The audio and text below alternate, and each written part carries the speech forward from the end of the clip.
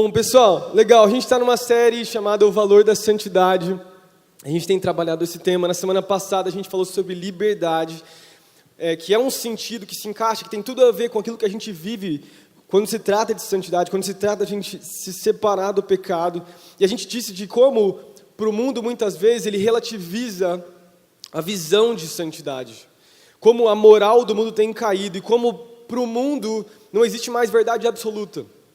Eu até citei alguns filósofos e pessoas que no mundo secular que tentavam pensar e explicar a respeito da verdade absoluta. E a gente falou na semana passada de como é necessário para o ser humano ter verdades absolutas, porque a verdade absoluta ela traz regras para nós, e regras são essenciais.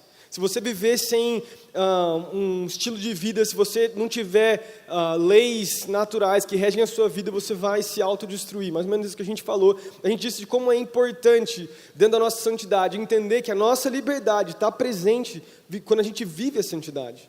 De que a liberdade nada mais, nada menos é de que quando nós entendemos quem Jesus é, o que Ele fez por nós, e quando Ele nos convida para viver algo. Então, a semana passada a gente falou sobre liberdade. Nessa noite eu quero falar a respeito de intimidade. Intimidade. De que a santidade está presente na intimidade. E eu tenho certeza que Jesus vai falar com você. Como eu falei na semana passada, a gente vive uma crise moral. A gente vive num momento da nossa sociedade onde não existe mais uma linha de certo ou errado. É muito difícil você conseguir discernir o que é certo e errado. As pessoas lá fora cada vez mais caminham para esse mundo. E eu fico pensando, inclusive, na minha época, quando eu era adolescente, quando eu estava na escola, o mundo era de um jeito. Eu enfrentava coisas de uma maneira. Vocês agora, 10 anos depois, aquilo que eu já enfrentei, estão vivendo um momento totalmente diferente na história. Onde existe uma relativização de conceitos, de padrões, que as coisas estão muito mais distantes do que é a igreja e do que o mundo é. Porque Jesus já tinha dito que quanto mais o tempo passasse, mais a luz ia separar das trevas. A luz ia brilhar e as trevas iam escurecer cada vez mais. Ia ficar difícil, ia ficar fácil de discernir o que é certo e o que é errado. Mas esse é o mundo que a gente vive. A gente falou sobre isso também na semana passada e já falamos sobre isso nessa semana. Mas, ao mesmo tempo que a gente vive nesse mundo, a partir do momento que você aceitou Jesus como Senhor e Salvador, Ele te faz um convite a caminhar e viver com Ele. E daí, dentro desse convite de salvação, Ele te chama a caminhar e se parecer com Ele. Eu queria começar lendo um versículo nessa noite. Está em 1 Pedro, no capítulo 1, versículo 14 ao 16. Fala assim, 1 Pedro, capítulo 1, versículo 14 ao versículo 16. Fala assim: como filhos obedientes, não vos conformando com as concupiscências que antes havia em vossa ignorância, mas como é santo aquele que vos chamou, sede vós também santos em toda a vossa maneira de viver. Porque está escrito, sede santos, porque eu sou santo. Pedro, citando, eu falei na semana passada, um versículo lá do Antigo Testamento, a respeito do que Deus tinha falado para o seu povo. Agora vamos entender um pouquinho o que Pedro quis dizer, tá aí os versículos, volta para mim no versículo 14. O que Pedro quis dizer com esses versículos? O que ele falou? Ele falou que quando... vamos fazer um paralelo àquilo que Pedro disse. Pedro está dizendo que quando nós não conhecíamos a Jesus, quando a gente não era um filho obediente, quando nós não tínhamos aceitado Jesus como Senhor e Salvador, nós então, esse é um paralelo a respeito daquilo que Pedro falou. Quando nós não aceitamos a Jesus como Senhor e Salvador, naquela época que nós não tínhamos Jesus, nós vivíamos de acordo com os maus desejos, os desejos da carne. Nós vivíamos de acordo com a concupiscência, que é o que o mundo propõe para você. Nós vivíamos de acordo com os prazeres da carne, nós vivíamos de acordo com tudo aquilo que o mundo tem para oferecer. Os desejos da carne, os desejos que o mundo te oferece, os prazeres dessa vida. Quando nós não conhecemos a Jesus, a gente vive dessa maneira. É isso que Pedro está falando.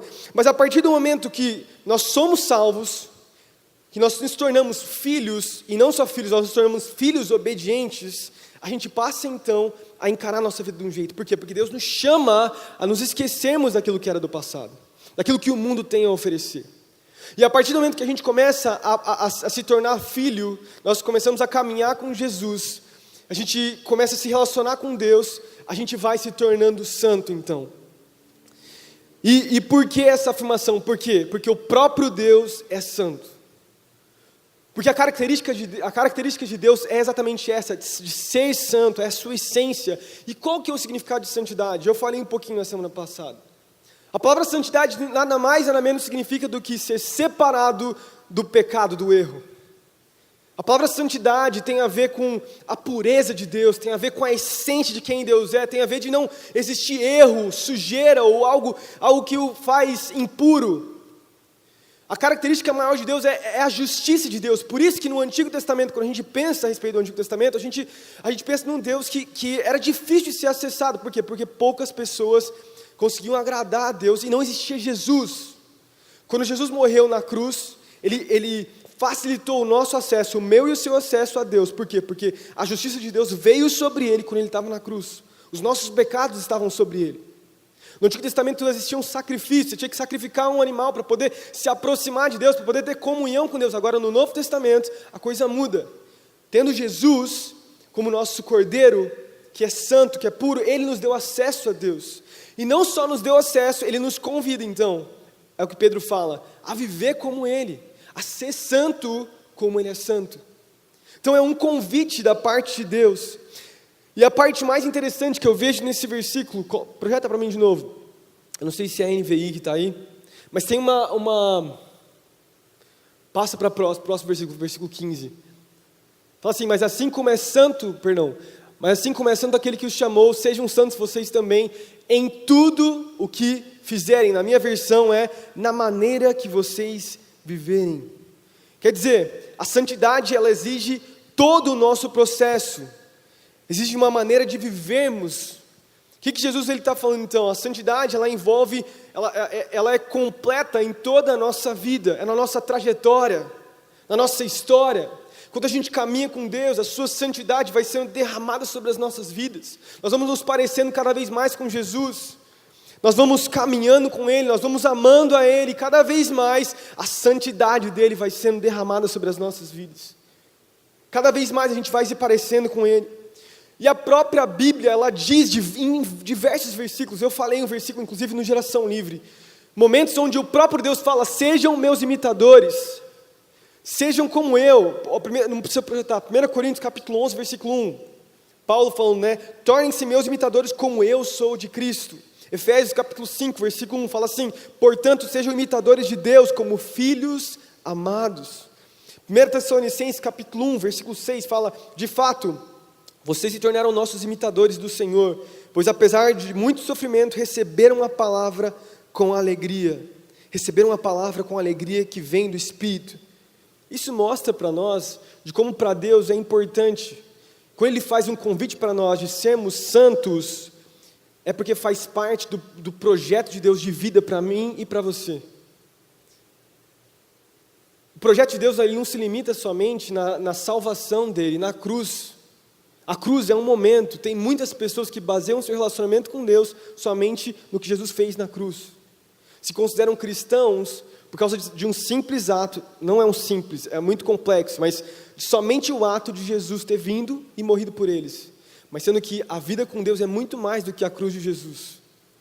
A gente precisa lembrar sempre da cruz de Cristo, a gente sempre lembra que uma vez por mês nós tomamos a ceia, e a gente se lembra do que Jesus fez.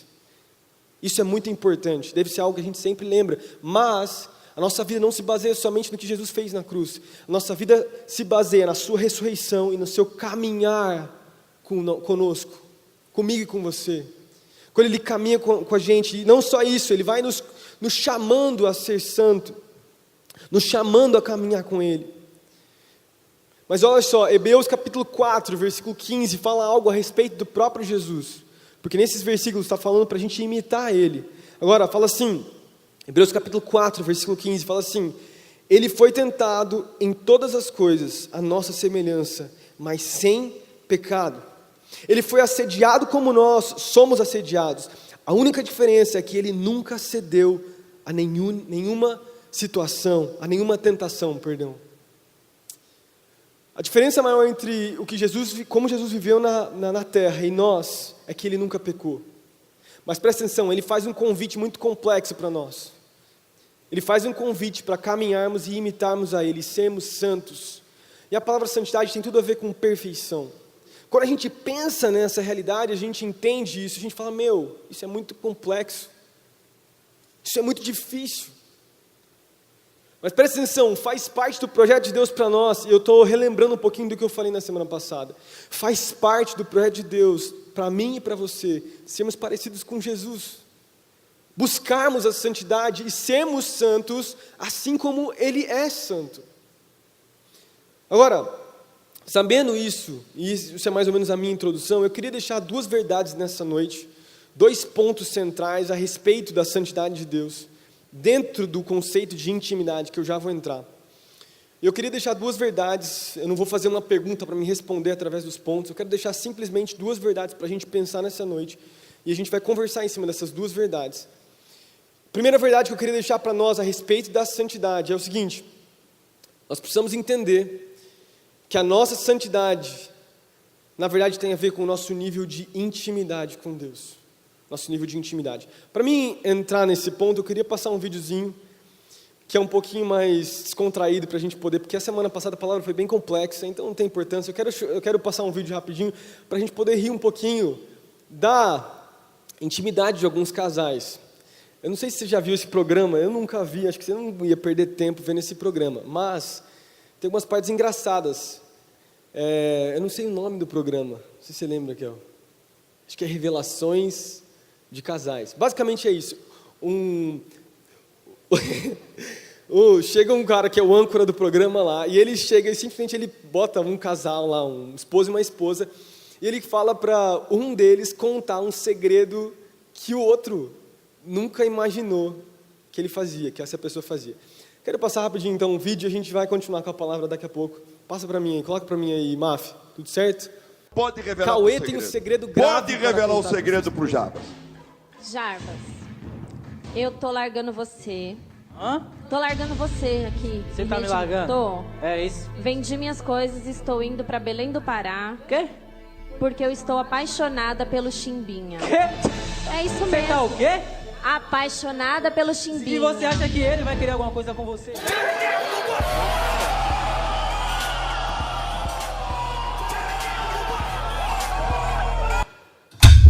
Realmente. Mas qual é o segredo, então? Então, o segredo, Gabriel, é o seguinte: não vai ter um concurso lá no bairro onde vai ter vários eventos. Você vai ter um concurso de quê? Aonde vai ter um concurso? Vai ser no nosso bairro, vai ter uma apresentação. Vai ter um concurso? Sim. Certo. E aí? Onde vai ser decidido algumas coisas, música, shows, e vai ter também uma apresentação do casal mais feio do bairro, onde concorre a R$5.000. Casal Isso, mais Gabriela. feio? Eu não... Veio você que me trouxe até aqui. Sim, Veio Gabriela. você que não Eu trabalha, estou precisando que é um trocar o moleque, carro. que não sustenta o seu filho. Eu preciso trocar o carro. Você me trouxe E eu até aqui vi por nesse causa de um programa...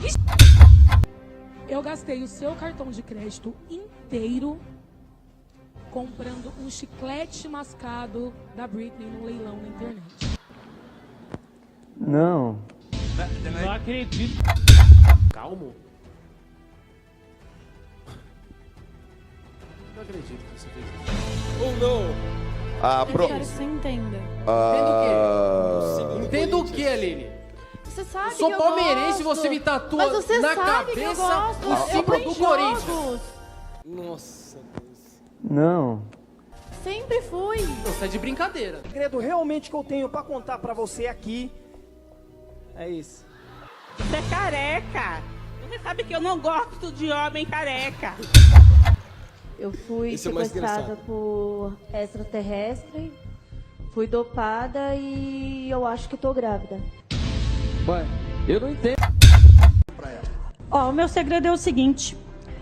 Eu vou casar de novo e quero que você seja madrinha do meu casamento. De Calma, novo? eu não acabei. É com Tá bom, um pode parar. famoso, é com João Kleber.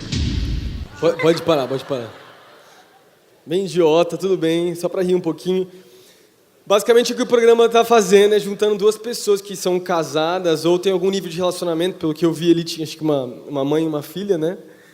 E basicamente o que está fazendo é a respeito da intimidade da pessoa, para ter autoridade para falar.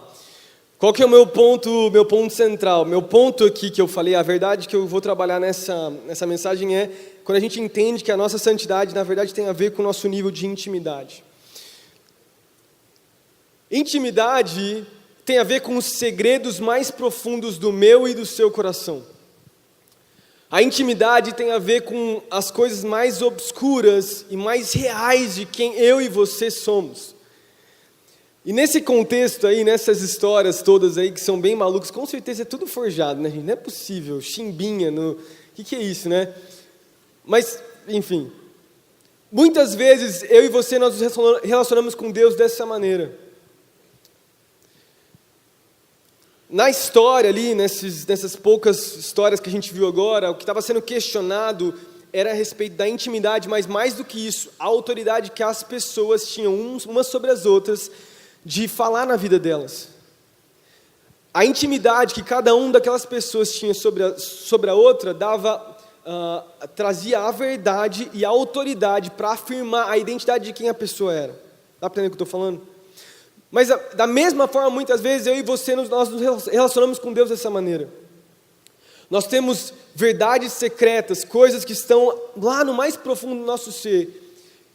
Essas verdades são fundamentais para que nosso caráter seja trabalhado e não só isso, seja aperfeiçoado diante de Deus.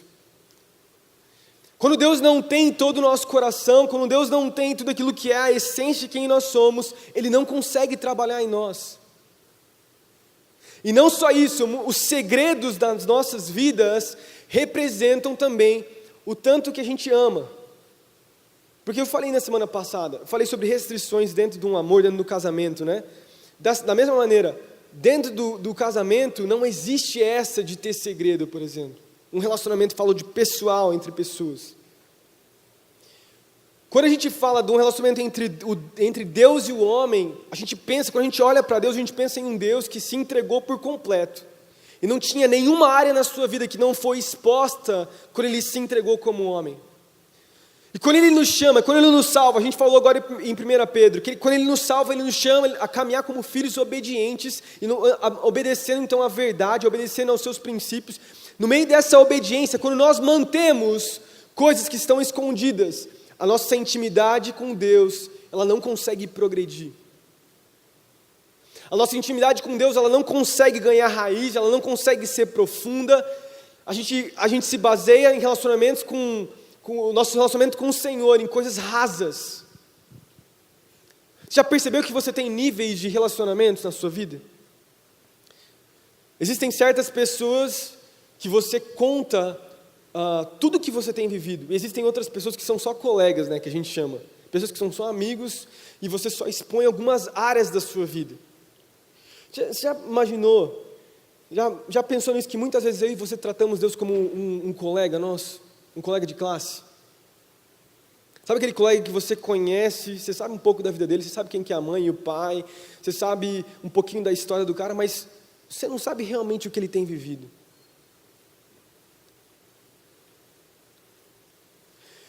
Eu e você, muitas vezes, nós fazemos isso com Deus. Nós nos relacionamos com Deus como se fosse um colega, como se fosse uma pessoa qualquer. E esse nível de intimidade também, ele reflete no nosso caráter. Por que reflete no nosso caráter? Porque reflete no tanto que Deus pode agir dentro de nós. Presta atenção, se Deus não agir nas áreas que você precisa falar para Ele, você nunca vai mudar. Eu e você não vamos mudar, nós não vamos progredir, a gente não vai. E o problema é que o que acontece? Passa ano após ano, a gente olha para trás, a gente olha o nosso caráter. Olha as situações, as coisas que nós queríamos mudar, e a gente fala, nossa, eu não mudei nada, cara. Tem tanta coisa que eu quero mudar. Sendo que o convite de Deus, dentro do relacionamento dele, como você sendo um filho amado, um filho obediente, que a gente leu em 1 Pedro, é de ser completamente exposto. E você sabe que quando você pensa num filho e um pai, quando a gente olha nesse relacionamento, a gente vê que existe quebrantamento, existe transparência do filho para o pai. Eu conheço tudo o que o meu filho tem vivido e passado, é lógico, né? Ele tem 2 anos e meio só. E na verdade, o relacionamento nosso, de vocês também, com os pais de vocês, deveria ser dessa maneira, porque muitas vezes não é, né? Mas pela autoridade que um pai e uma mãe têm sobre o filho, deveria ser assim dessa maneira, e Deus nos convida a viver dessa forma. Queria ler um versículo, João capítulo 14, versículo 21, fala assim: Aquele que tem os meus mandamentos e guarda, esse é o que me ama. Aquele que me ama será amado por meu Pai, e eu também o amarei e me manifestarei nele. Olha só esse versículo, presta atenção de novo. Aquele que tem os meus mandamentos e o guarda, isso tem a ver com obediência. Esse é o que me ama. Aquele que me ama será amado por meu Pai, e eu também o amarei, me manifestarei nele. Muitas pessoas, e eu me coloco dentro desse pacote, muitas vezes eu e você, nós nos relacionamos com Deus somente com base no amor dele, e a gente se esquece de que tem a nossa responsabilidade como cristãos de obedecer a Jesus. E o que o versículo está falando é um versículo muito forte, e também pode parecer muito contraditório, porque quando você pensa na lógica que está sendo pregada muito hoje em dia, por muitos pregadores, eu coloquei aqui, né, é que nós obedecemos a Deus como resposta do amor dele. Isso é verdade. Quando nós entendemos o amor de Deus por nós, nós respondemos com as nossas ações, obediência, e isso gera isso é a santidade sendo fluindo dentro de nós. Mas deixa eu te fazer olhar de outro aspecto também. Quando você obedece a Deus, quando você assume a responsabilidade sua de mudar a sua vida e de buscar a Deus de todo o coração, existe um amor que é sendo derramado por você. Não que você não é amado, mas que você começa a compreender melhor o amor de Deus por você.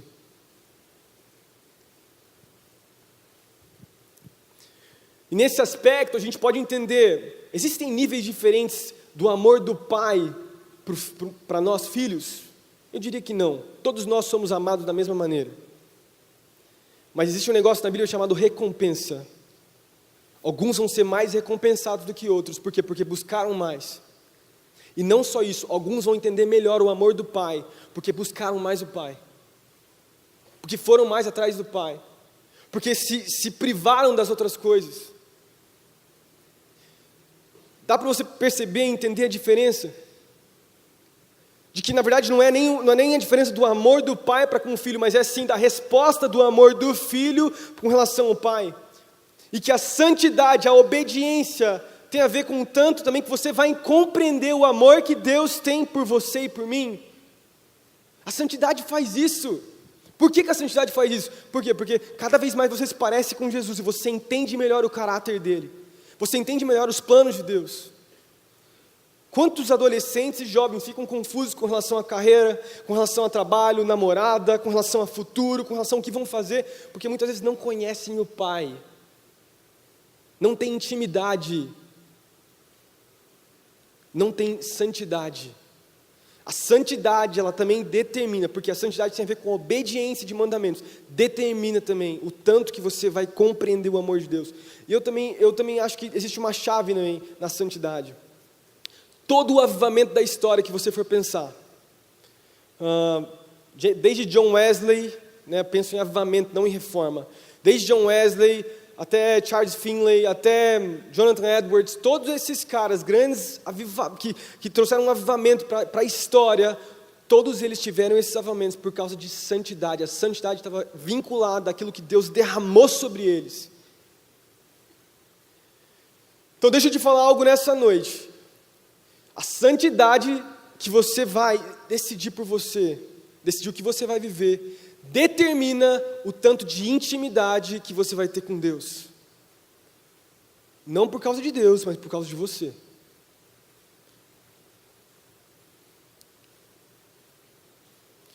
A santidade, ela determina. Nossa santidade é um projeto que envolve a obediência com Deus, envolve uma resposta de amor.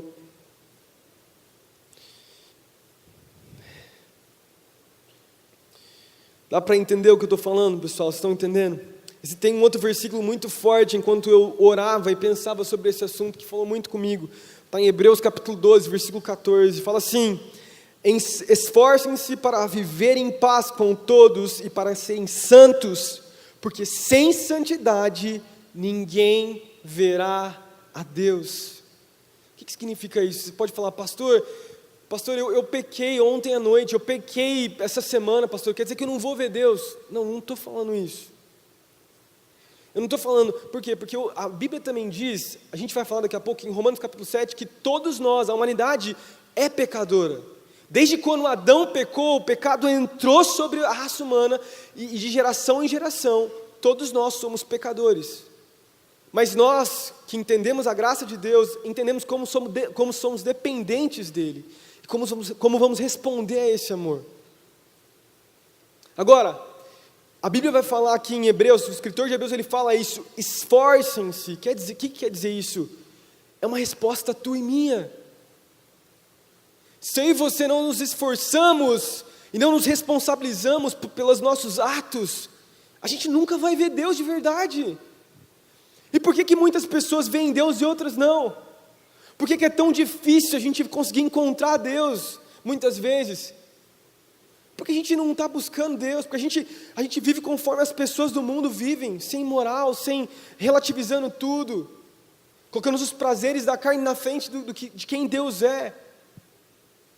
A gente vive, e agora eu falo de forma mais específica, como o mundo vive. Não existe diferença entre aquilo que a gente está fazendo e o que as pessoas lá fora estão fazendo.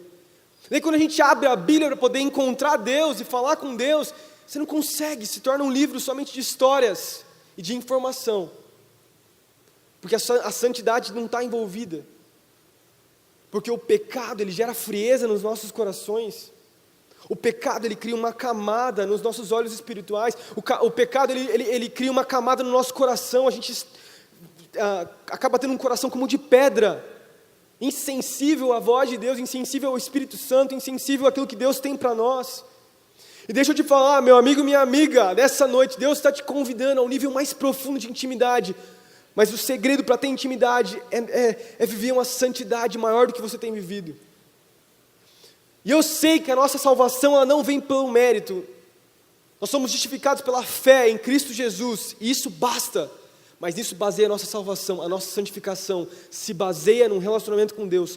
Todos os dias, quando nós amamos e buscamos a Deus. Nessa noite, Deus está nos convidando a entender uma realidade maior daquilo que a gente tem vivido. De que não dá só o tanto que a gente busca a Deus. Quando eu falo santidade, eu não estou falando só de pecado na área sexual, ou pecado, enfim, coisas mais específicas. Eu falo de coisas profundas. Eu falo de amargura, eu falo de inveja. Eu falo de cobiça. Sabia que cobiça é pecado? Sabia que quando eu e você, nós olhamos a vida de uma outra pessoa, e a gente cria uma inveja nos nossos corações, a gente começa a desejar que essa pessoa não tenha esse crescimento, enfim, sabia que isso é pecado? E como isso? Eu me peguei esses dias fazendo isso, eu falei, Deus, tira isso de mim, Deus, livra isso de mim, eu não quero fazer isso. Deus nos chama para viver dessa maneira. Amém? Amém? Então Deus nos chama a viver a santidade. Mas o próximo problema que a gente vai encontrar, que para sermos santos, para a gente ter essa intimidade, o que cria uma barreira na nossa intimidade que o mundo tem e o mundo não percebe? É o pecado. A segunda verdade que eu queria deixar nessa noite é o pecado, mas eu coloquei de outra forma, é persevere na sua santidade. A primeira verdade que eu falei nessa noite é: entenda que a sua santidade, na verdade, tem a ver com o seu nível de intimidade. O meu segundo ponto é: preserve a sua santidade. Preserve a sua santidade. O que tem de errado na raça humana? Por que nós tratamos as pessoas... por que muitas vezes nós caímos em coisas que a gente sabe que são erradas? Tem um livro que eu estou lendo que chama A Abolição do Homem, escrito pelo C.S. Lewis. Esse autor é um cara fantástico. Eu tenho dado aulas de apologética. Eu estudo muito sobre isso. Estudo muito essa área, né? Eu citei bastante Timothy Keller na semana passada, vou citar hoje também. Esse cara chamado C.S. Lewis poderia falar até filósofo, mas foi um professor de filosofia e história, bem no começo do século XX. E ele foi um apologista que defendeu a fé. E ele, nesse livro, A Abolição do Homem, ele fala a respeito de como vários comportamentos da raça humana, um nível de moralidade, está presente em todas as religiões diferentes. Não importa a religião que você olhe, não importa a civilização que você olhe, todas as civilizações tem de alguma maneira algum tipo de moralidade. Seja o sentimento de dever, de que você precisa cumprir algo, seja de que existe, de que é certo você manter a sua palavra, de que é errado você quebrar uma promessa, de que é errado você mentir, de que se um dever é dado para você, você precisa cumprir, se você precisa ser um homem de palavra, uma pessoa de palavra, independente da área e da religião ou da civilização que você estude, alguns princípios morais estão presentes na raça humana, independente. Mas ele também fala que mesmo tendo todos esses deveres, esse nível de moralidade, de não mentir, de não roubar, de não matar, de não quebrar a promessa que eu falei, que existe esse consenso universal, de alguma maneira, o ser humano, mesmo sabendo que existe esse nível de moralidade, sem envolver Deus, ele cai e ele não comete, ele não cumpre essa lei moral que existe no coração do homem. Ele não cumpre. E daí o C.S. Lewis ele fala que a maior razão então da miséria no mundo, a pobreza e o nível social está totalmente desregulado e todas as coisas ruins acontecerem no mundo é porque as pessoas não conseguem cumprir essa lei moral que existe no coração humano de todos nós. Ele fala isso, e é algo incrível. Uma leitura muito complexa, mas muito legal. Agora, vamos pensar comigo. Eu falei lá em 1 Pedro, fala a respeito da consciência da carne, de que existe o desejo da carne. Para mim, está aí a explicação. Por que o homem não consegue cumprir essas leis morais que existem sobre todo o homem? As pessoas lá fora não conseguem explicar. Por que eu não consigo deixar de trair a minha esposa? Por que eu não consigo manter o meu namoro sem eu dormir com outra pessoa? Por que eu não consigo? A gente, nós que somos cristãos, nós sabemos o porquê. Porque existe o pecado. O pecado é a resposta do porquê o ser humano não consegue fazer o bem que ele quer fazer. O pecado é a resposta do porquê o ser humano, mesmo desejando com todas as forças não mentir, não errar em alguns aspectos, ele erra mesmo assim. Ele faz coisas erradas. Ele mente, ele trapaceia, mesmo ele sabendo que é errado que um presidente roube aqui embaixo, em um nível totalmente diferente, ele vai lá e ele rouba e comete o mesmo erro que o seu presidente, uma pessoa que está lá em cima, comete. Agora, nós sabemos isso, que o ser humano é pecaminoso. Eu falei, Romanos capítulo 7, Paulo fala sobre uma batalha que existe no coração dele entre a carne e o espírito. E de como muitas vezes ele é fraco. Mesmo ele desejando fazer o bem, mesmo ele desejando fazer aquilo que é certo, ele não consegue fazer. E ele explica isso dizendo que existe uma carne que guerreia com o espírito dele todos os dias. E ele fala sobre isso, ele explica o porquê da humanidade. Agora vamos lá, o que é pecado? Se eu te perguntasse hoje, nessa noite, o que é pecado para você? O que você responderia para mim? A gente poderia entrar num consenso maior, e eu pensava isso, que a maior definição de pecado é uma ação. Você viver, como eu falei, a cobiça, a inveja, você pensar nisso, você cometer um adultério, uma ação, você beber demais, passar do limite, fazer uma coisa que a Bíblia fala que condena, que é pecado, coisas do tipo que a Bíblia diz certamente isso é pecado. Mas deixa eu te falar algo, que o pecado vai muito mais do que uma ação. Pecado é um poder. Pecado é um poder de destruição que gera uma condição onde nós nos encontramos.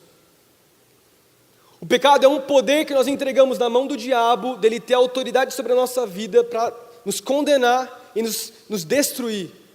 Destruir as áreas da nossa vida, destruir um comportamento que é necessário para um cristão.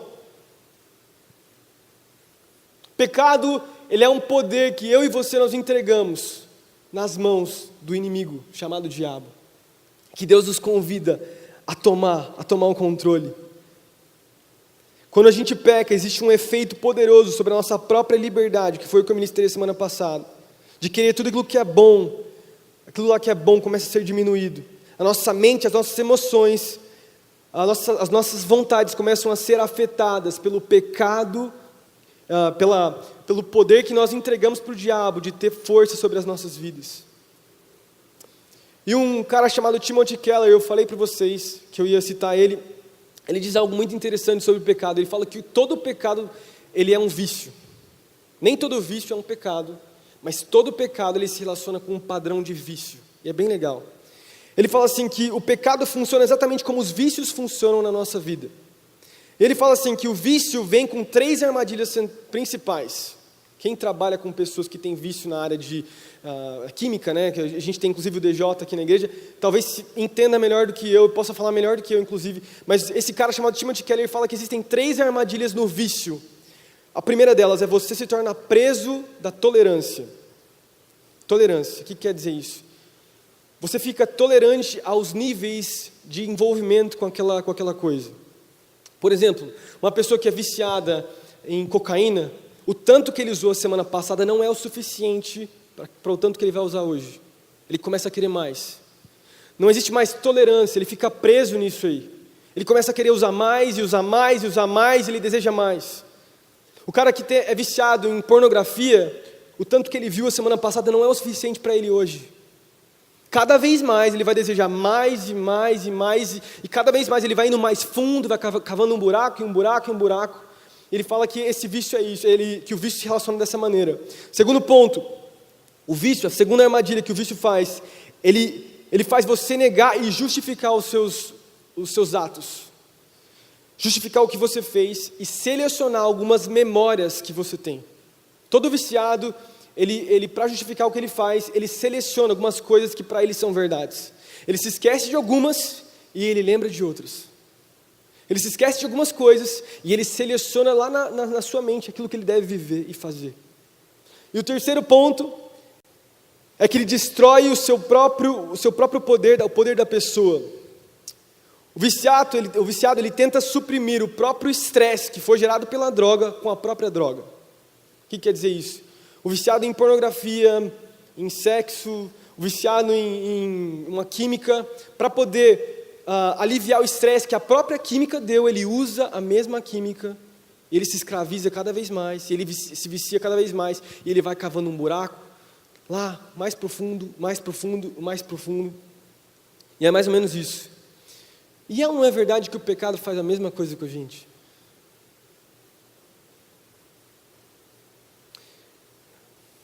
O pecado nos faz tolerantes.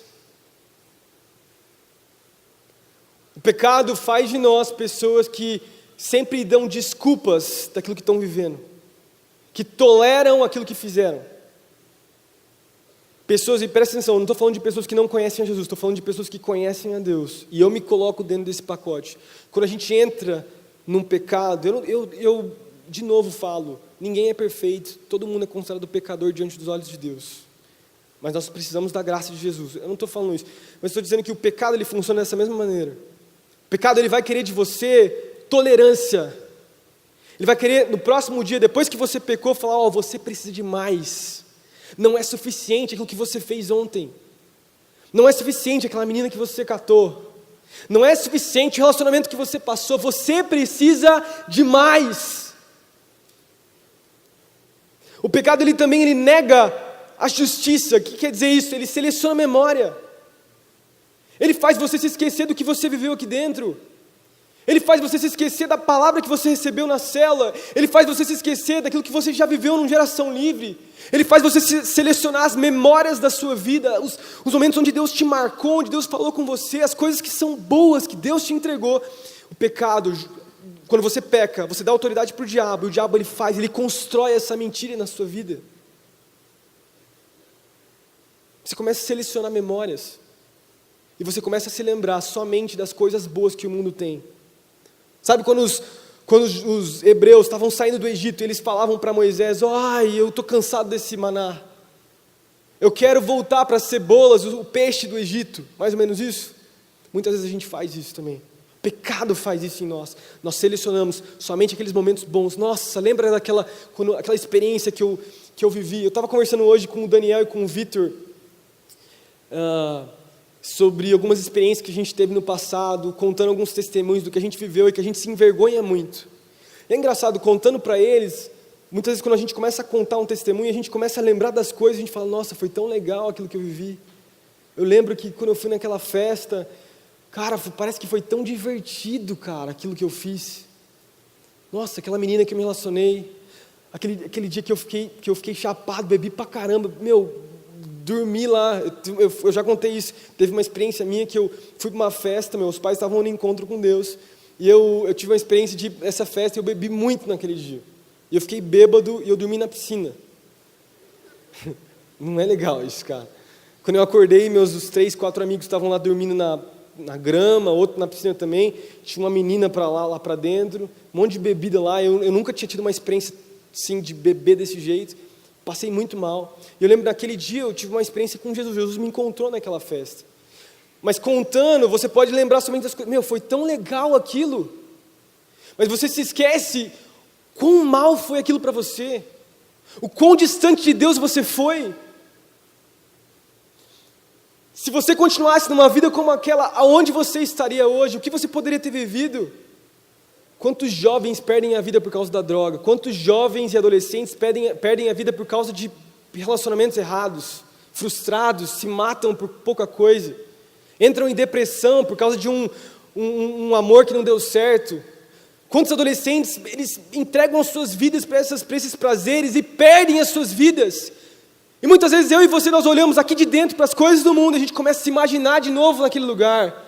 E a gente começa a falar, nossa, como foi bom, nossa, como foi bom. E a gente se esquece de todo o mal que o diabo criou na nossa vida. Talvez você possa falar, eu nunca vivi experiências assim, acho que eu quero viver um tempo no mundo. Deixa eu falar, não tem nada de bom no mundo, cara. O melhor testemunho é o testemunho que não envolve as coisas do mundo. É muito melhor você contar um testemunho de que você nunca usou drogas e você nunca se relacionou com outras meninas do que falar várias experiências e contar várias experiências. Experiências no mundo não são troféus para a gente levantar para as pessoas e ganhar, seguidores e ganhar fama, gospel, né? Experiências no mundo são para nós contarmos testemunhos de como Jesus nos libertou e aonde Jesus está nos levando e o que Jesus está fazendo nas nossas vidas. E falar, nossa, olha como o meu caráter está sendo transformado e mudado. E por último, o pecado ele também destrói o nosso próprio poder. Quer dizer, ele tenta suprimir o estresse com o próprio estresse. Quer dizer, uma pessoa que é viciada em pornografia, e é um pecado isso também, você se relaciona com a pornografia para tentar aliviar a pornografia. Não é verdade isso?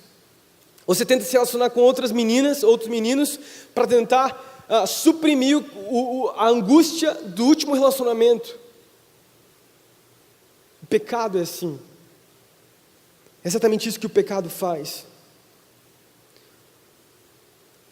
E quando a gente faz tudo isso, a gente coloca o pecado como algo mais importante do que o próprio Deus. Queria chamar já os músicos para subirem aqui, já estou finalizando. A gente coloca o pecado então também se torna algo mais importante do que o nosso próprio Deus. Jonathan Edwards, que eu falei para vocês que foi um grande avivalista no século 17, se eu não me engano, um cara incrível, um americano, que teve várias experiências com o Espírito Santo e com Deus. Você pode ler sobre a biografia dele, o que ele viveu, foi algo incrível. Eu dou aula dele, eu falo sobre ele na aula de História da Igreja, no Interns. Ele fala assim, uma frase dele que é muito forte, fala assim: o pecado transforma o coração em uma fogueira. Assim como nunca houve um fogo que disse, chega de combustível, já tive o suficiente, nunca houve um coração que disse, já tive sucesso suficiente, já tive amor o suficiente, já tive aprovação suficiente, já tive inveja suficiente, já tive o pecado suficiente. O pecado é como um fogo que se alimenta de oxigênio. Já viu uma fogueira num acampamento, algum lugar que você já fez, talvez na sua casa, e você deixa à noite, quando você vai de manhã ainda tem uma fagulha lá queimando? É porque existe oxigênio ainda lá. Existe coisa para queimar lá. O pecado é dessa maneira. O pecado gera pecado. O pecado ele cria raízes. E o principal foco de tudo para mim, que tem a ver com a santidade, o pecado destrói a nossa intimidade com Deus. O pecado destrói a nossa intimidade com Jesus. Por isso, se a nossa identidade está formada em quem Jesus é, na nossa intimidade com Jesus, ele destrói isso. O pecado destrói a nossa identidade. O pecado, ele destrói todas as coisas. Quanto mais combustível você coloca, mais oxigênio ele vai precisar, mais pecado ele vai precisar. Quer dizer, uma mentira exige uma outra mentira para continuar sendo mentira. A sensação de inveja, ela só vai continuar se você desejar mais ou ter mais inveja no seu coração. A amargura só vai permanecer se for alimentada cada vez com mais amargura. Agora, o foco central, que é a destruição da nossa intimidade. Deixa eu te fazer uma pergunta. Como nós saramos? Como que nós permanecemos na nossa santidade e na nossa intimidade? Como isso? Você pode falar, pastor, beleza, você falou um monte de coisa, você tem razão, é verdade o que você falou, bem forte o que você falou, pastor. Nossa, eu me encaixo dentro do que você falou. Agora, qual que é a solução? Qual que é a solução? Como que eu faço então? Se o pecado faz tudo isso na minha vida, se o pecado é como um vício, e eu consigo ver na minha vida que eu tenho vivido dessa maneira, como eu faço? Quero responder com Romanos capítulo 7, eu já ministrei sobre esse versículo. Esses versículos, eles são tão conhecidos e são tão fortes. E eu quero ler alguns versículos para vocês. Eu ia ler só o 24 e 25, mas fala assim, a partir do versículo 15. Não sei se vai projetar ou não. Versículo 15 fala assim, presta atenção, fala assim. Deixa eu pegar.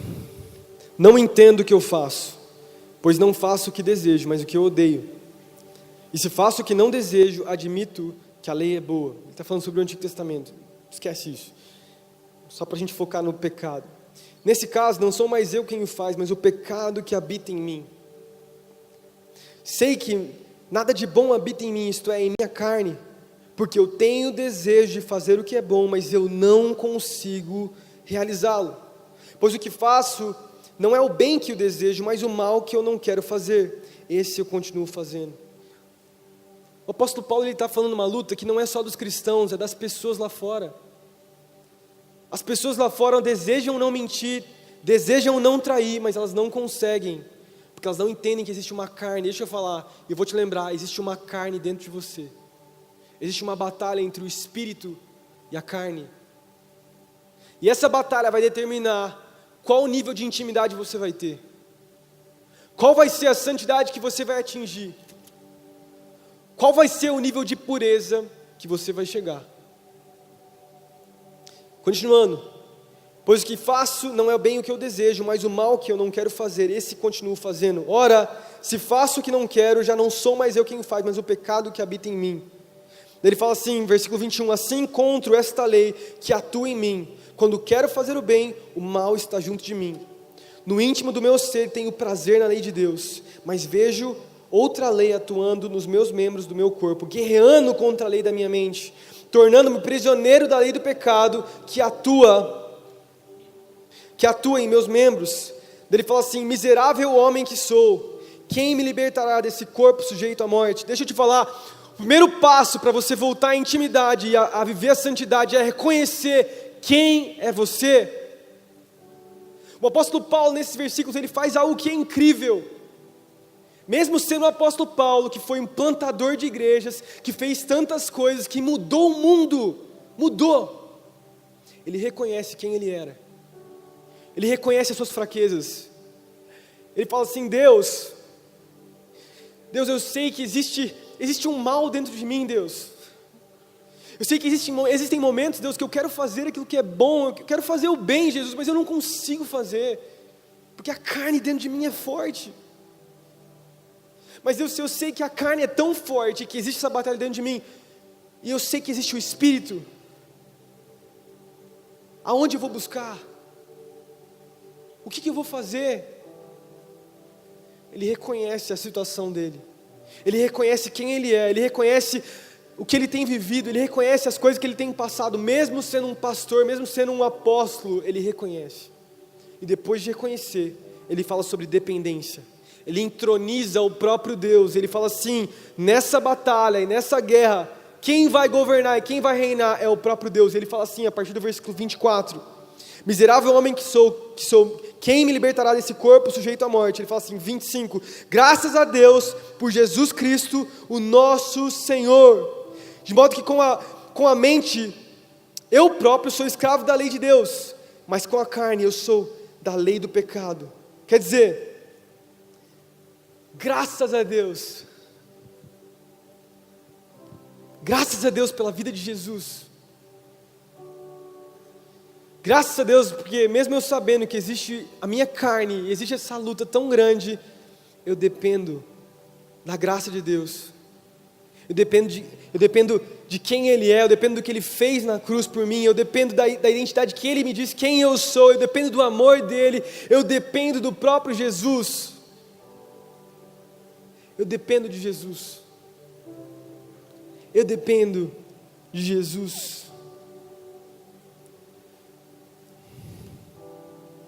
Quando nós entendemos que não temos poder por conta própria, como Paulo fez, nós damos poder a Deus. Eu falei no começo que o pecado tem a ver com o poder que nós damos para o diabo.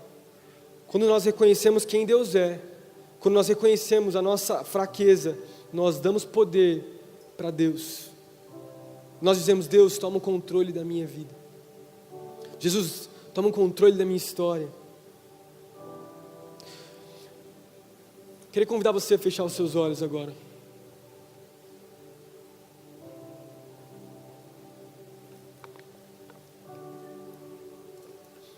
Nós precisamos voltar à intimidade de forma proposital. Nós precisamos entender que a nossa santidade tem tudo a ver com a nossa intimidade com Deus.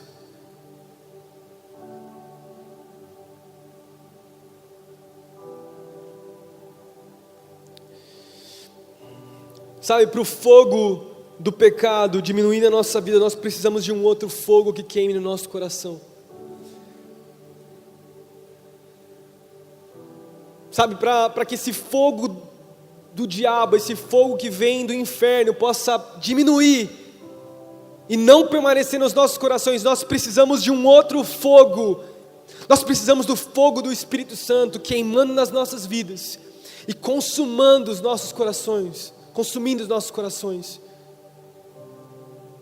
É chegado o momento de consagração. É chegado o momento da gente viver a verdadeira liberdade, não o que o mundo promete como liberdade, mas a verdadeira liberdade que nós temos em Cristo Jesus. Nós somos chamados à intimidade. É o momento de vivermos a intimidade em Jesus.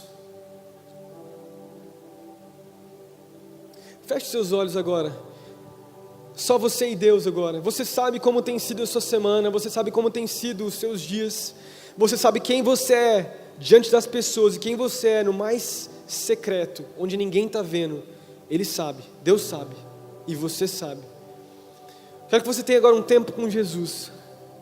Se você sabe que existe uma chama do pecado queimando no seu coração, Deus, Ele quer apagar essa chama.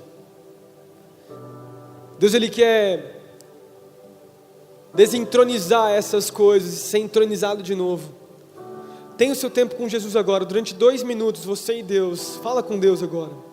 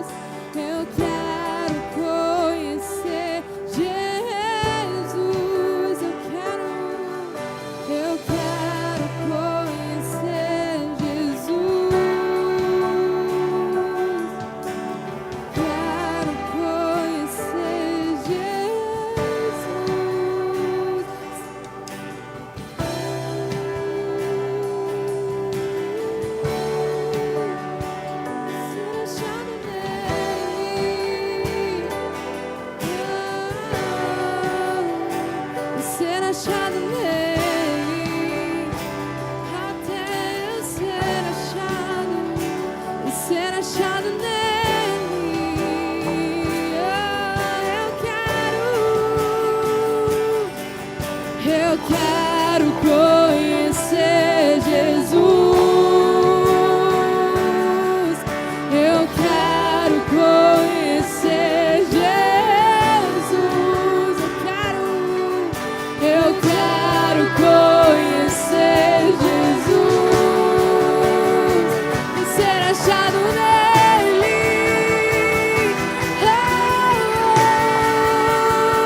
E ser achado nele. E ser achado nele até ser encontrado. E ser achado nele.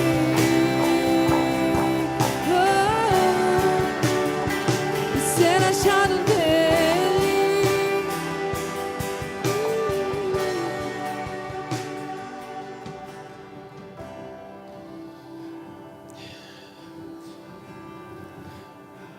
Pra gente finalizar, já parou pra pensar que a gente falou que os vícios ou o pecado, ele gera uma tolerância de você querer sempre mais. E que Deus, Jesus, Ele é o único que consegue suprir você hoje, mas amanhã, quando você tiver mais necessidade, Ele vai ser algo novo de novo. De que a Bíblia é um versículo que você lê hoje, você pode ler hoje, receber uma revelação de Deus, mas amanhã você pode ler o mesmo versículo e aquilo não se tornar antigo. Algo novo é renovado. Já parou para pensar que eu coloquei aqui a justificativa, que nós justificamos as nossas vidas. Já parou para pensar que no cristianismo, quando você tem Jesus, o seu testemunho, ele é uma justificativa de quem Jesus é, de quem Deus é, do que Ele fez. E que as nossas boas obras que vão para as pessoas, elas refletem a glória de Jesus. E por último, o poder que é destruído é que a nossa carne é esmagada por Jesus. E um novo poder toma controle das nossas vidas. E nós somos empoderados pelo Espírito Santo para fazer coisas que nós nunca conseguiríamos fazer por conta própria. Mas porque existe o Espírito Santo dentro de nós, a gente consegue fazer. Mesmo com a nossa carne queimando, quando nós temos o Espírito Santo reinando sobre nós, cara, o pecado ele escraviza. Mas Deus, o meu Jesus, Ele é o único mestre que não vem para nos escravizar. Ele vem para nos impulsionar e nos levar para um nível muito mais alto do que eu e você imaginamos, do que eu e você pensamos. Quando Deus ele olha para a sua vida, Ele não vê as suas falhas, os seus pecados, a sua história é apagada. A Bíblia diz isso. Mesmo Ele conhecendo todas as coisas, Ele fala: oh, eu tenho um plano para você. Eu vejo pessoas atrás de você, eu vejo um influenciador, eu vejo vidas sendo marcadas pela sua boca, pelas suas mãos, pelo seu testemunho, pela sua vida. E Ele diz nessa noite: eu não me importo com o que você fez, eu não me importo, coloque eu, Jesus, num trono na sua vida, no seu coração, e deixa ver o que você vai fazer. Veja o que eu vou fazer através de você. Veja o que eu vou realizar através da sua vida. Fica de pé comigo nessa noite, para a gente finalizar. Chegou a hora da gente brilhar. Chegou a hora de nós alcançarmos níveis diferentes de santidade. Deixa eu falar para você uma coisa: o tanto de pureza que você tem hoje não é suficiente. Deus Ele quer mais. Ele quer mais. O quanto você está disposto a entregar para Jesus? Qual é o nível de intimidade que você quer ter? Seja santo como Ele é santo. Levanta as suas mãos. Levanta as suas mãos. Nós vamos cantar novamente. E nesse momento, enquanto você canta, você vai entregar o seu coração, a sua vida. Vai entregar tudo aquilo que você tem vivido, tudo que você tem passado. Coloca a mão no seu coração e canta essas verdades agora. Meu amado,